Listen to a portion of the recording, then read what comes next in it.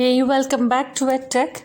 Continuing with the lesson on JavaScript algorithm and for basic JavaScript in FreeCodeCamp Playground.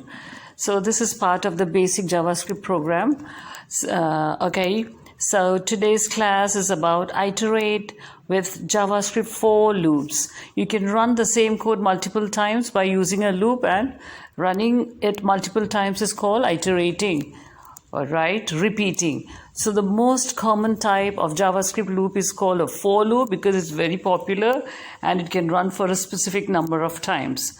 So in for loops, what do you do? After for, within the parenthesis, you have like three elements, three arguments. The first, the initialize statement is executed one time only before the loop starts. Yeah, so this is a feature. So let's see what all is inside it.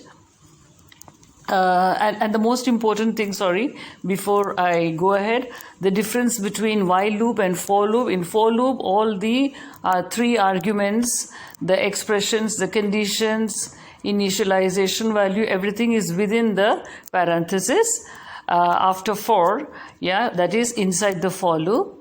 Whereas for the while loop, if you remember, the initialization statement is outside, and also the iteration statement, the plus plus or the minus minus, is outside the parenthesis. So that is the one main difference. Okay, so let's go ahead without wasting much time.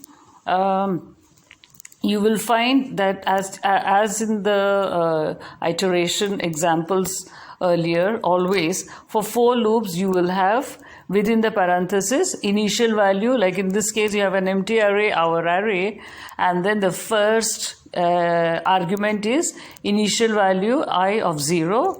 Then the second one is a condition that I is less than 5, and then the iteration statement plus plus. So it's incrementing by 1.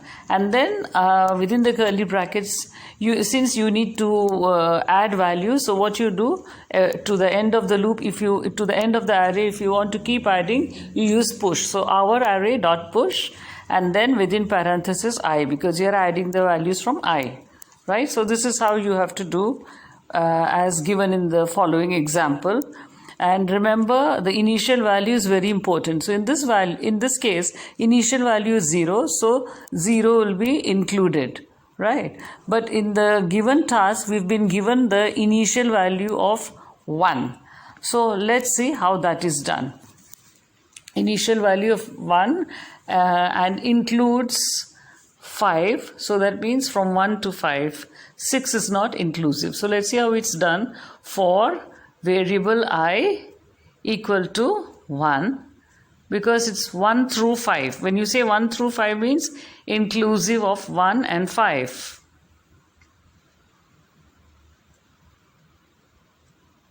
Yeah, so I equals to 1, and then the most important part is a semicolon after every argument. So the first argument, which is the initial statement, initial expression, semicolon, I equal to 1.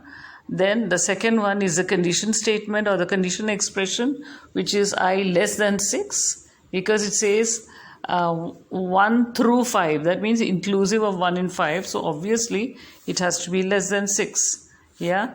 And then the last one is the iteration statement, which is I plus plus. I plus plus. That means increasing by 1 every time when you're adding. And then followed by, so remember, for the last argument, there is no semicolon required within the parenthesis. So then the curly brackets, in that you have to push all these values from 1 until 5 less than 6. So my array, which is empty currently, dot push, my array dot push, and then the parenthesis, inside that you need to write I, because you're adding the values from I. And don't forget the semicolon, it's very important here also after pushing the values to the array. Okay, so my array dot push I. Okay, that's it. Simple as that. For all those who are watching this, just remember this is very easy playground where you get to finish the task and get certifications from FreeCodeCamp. And then also remember to subscribe to my channel for this walkthrough guide for certification courses on FreeCodeCamp. Do remember to subscribe so that you'll be notified of all the walkthrough guides on FreeCodeCamp in my channel. Yeah, so there you go.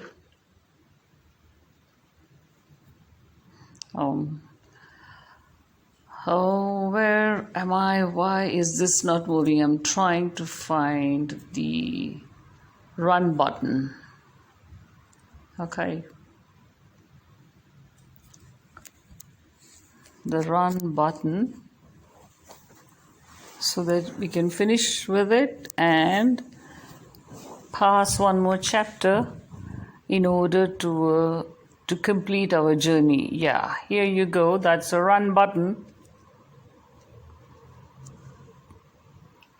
Remember, you can even download your answers. Yeah, Code Spree Basic JavaScript 97% complete. There you go. So, what's the next lesson? I will complete the next lesson with you in the next tutorial next week. Until then, stay safe, stay subscribed, wear a mask, and keep coding. Don't forget to smash the subscribe button. Yeah, the next one is iterate odd numbers with a for loop. Odd numbers with a for loop.